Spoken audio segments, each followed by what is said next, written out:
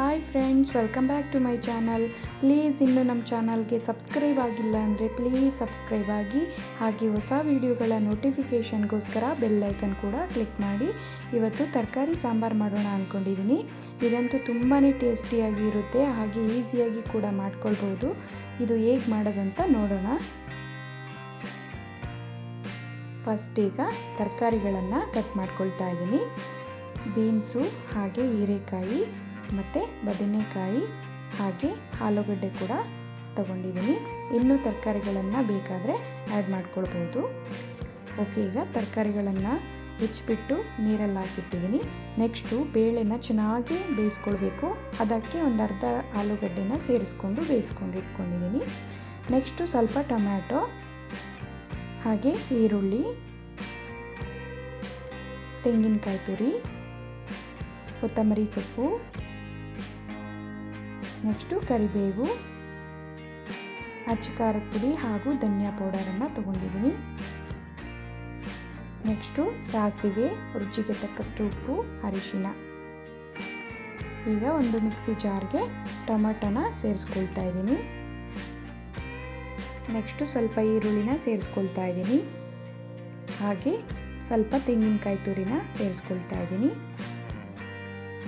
ಸ್ವಲ್ಪ ಕೊತ್ತಂಬರಿ ಸೊಪ್ಪನ್ನು ಸಹ ಸೇರಿಸ್ಕೊಳ್ತಾ ಇದ್ದೀನಿ.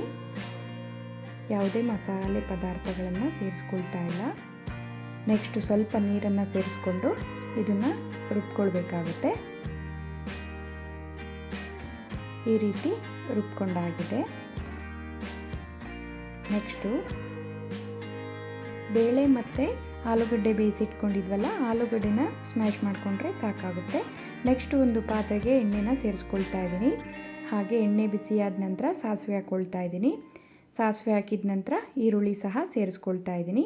ಹಾಗೆ ಕರಿಬೇವು ಚೆನ್ನಾಗಿ ಫ್ರೈ ಮಾಡ್ಕೊಳ್ಬೇಕಾಗುತ್ತೆ. ಸ್ವಲ್ಪ ಫ್ರೈ ಆದ ನಂತರ ಈಗ ತರಕಾರಿಗಳನ್ನು ಕೂಡ ಆ್ಯಡ್ ಮಾಡ್ಕೊಳ್ಬೇಕು. ತರಕಾರಿಗಳನ್ನ ಚೆನ್ನಾಗಿ ತೊಳೆದು ಸೇರಿಸ್ಕೊಳ್ತಾ ಇದ್ದೀನಿ. ಒಗ್ಗರಣೆಯಲ್ಲಿ ಸ್ವಲ್ಪ ತರಕಾರಿಗಳನ್ನು ಈ ರೀತಿ ಮಿಕ್ಸ್ ಮಾಡ್ಕೊಳ್ಬೇಕಾಗುತ್ತೆ. ನೆಕ್ಸ್ಟ್ ಇದಕ್ಕೆ ಅರಿಶಿಣ ಸೇರಿಸ್ಕೊಳ್ತಾ ಇದ್ದೀನಿ. ಅರಿಶಿಣ ಹಾಕಿದ ನಂತರ ಮತ್ತೆ ಚೆನ್ನಾಗಿ ಮಿಕ್ಸ್ ಮಾಡ್ಕೊಳ್ಬೇಕು.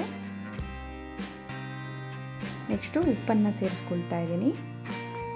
ಉಪ್ಪನ್ನು ಸೇರಿಸ್ಕೊಂಡ ನಂತರ ಮತ್ತೆ ಚೆನ್ನಾಗಿ ಈ ರೀತಿ ಮಿಕ್ಸ್ ಮಾಡ್ಕೊಳ್ಬೇಕು. ಹಾಗೆ ಟೊಮ್ಯಾಟೊ ಕೂಡ ಸೇರಿಸ್ಕೊಳ್ತಾ ಇದ್ದೀನಿ. ಸ್ವಲ್ಪ ರುಬ್ಬೋದಕ್ಕೆ ಸೇರಿಸ್ಕೊಂಡಿದ್ವಿ, ಸ್ವಲ್ಪ ಹಾಗೆ ಹೆಚ್ಚಿ ಕೂಡ ಹಾಕ್ಕೊಂಡ್ರೆ ಟೇಸ್ಟು ತುಂಬಾ ಚೆನ್ನಾಗಿರುತ್ತೆ.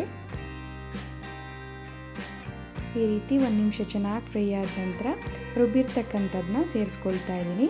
ಮತ್ತೆ ಚೆನ್ನಾಗಿ ಮಿಕ್ಸ್ ಮಾಡಿಕೊಂಡು ಮತ್ತೆ ಅದೇ ಮಿಕ್ಸಿ ಜಾರಿಗೆ ನೀರನ್ನು ಸೇರಿಸ್ಕೊಂಡು ಹಾಕ್ಕೊಳ್ತಾ ಇದ್ದೀನಿ.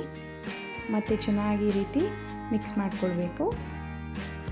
ಹಾಗೆ ನೆಕ್ಸ್ಟು ಬೇಳೆ ನೀರನ್ನು ಸಹ ಸೇರಿಸ್ಕೊಳ್ಳೋಣ. ಬೇಳೆ ಸಮೇತ ಹಾಕ್ಕೊಳ್ಬೇಕಾಗುತ್ತೆ. ಸ್ವಲ್ಪ ಆಲೂಗಡ್ಡೆನ ಸ್ಮ್ಯಾಶ್ ಮಾಡಿ ಹಾಕೋದ್ರಿಂದ ತುಂಬ ರುಚಿ ಚೆನ್ನಾಗಿರುತ್ತೆ. ಈಗ ನೀರನ್ನು ಸೇರಿಸ್ಕೊಂಡ ನಂತರ ಧನಿಯಾ ಪುಡಿ ಮತ್ತು ಅಚ್ಚ ಖಾರದ ಪುಡಿ ಸಹ ಸೇರಿಸ್ಕೊಳ್ತಾ ಇದ್ದೀನಿ. ಮತ್ತೆ ಚೆನ್ನಾಗಿ ಮಿಕ್ಸ್ ಮಾಡ್ಕೊಳ್ಬೇಕು. ನೋಡಿದ್ರಲ್ಲ ಎಷ್ಟು ಸುಲಭವಾಗಿ ಮಾಡ್ಕೊಳ್ಬೋದು. ಈಗ ಮತ್ತೆ ಚೆನ್ನಾಗಿ ಮಿಕ್ಸ್ ಮಾಡ್ಕೊಳ್ಬೇಕು. ಚೆನ್ನಾಗಿ ಮಿಕ್ಸ್ ಮಾಡಿ ಕುದಿ ಬರಬೇಕಿದು. ಚೆನ್ನಾಗಿ ತರಕಾರಿಗಳೆಲ್ಲ ಬೇಯಬೇಕಾಗುತ್ತೆ. ನೋಡ್ತಾ ಇರ್ಬೋದು, ಕುದಿ ಬಂದಿದೆ. ತರಕಾರಿ ಕೂಡ ಚೆನ್ನಾಗಿ ಬೆಂದಿದೆ ಸಾಫ್ಟಾಗಿ. ಆಲ್ಮೋಸ್ಟ್ ಸಾಂಬಾರು ರೆಡಿ ಆಯಿತು. ಲಾಸ್ಟಲ್ಲಿ ಕೊತ್ತಂಬರಿ ಸೊಪ್ಪನ್ನು ಸೇರಿಸ್ಕೊಳ್ತಾ ಇದ್ದೀನಿ.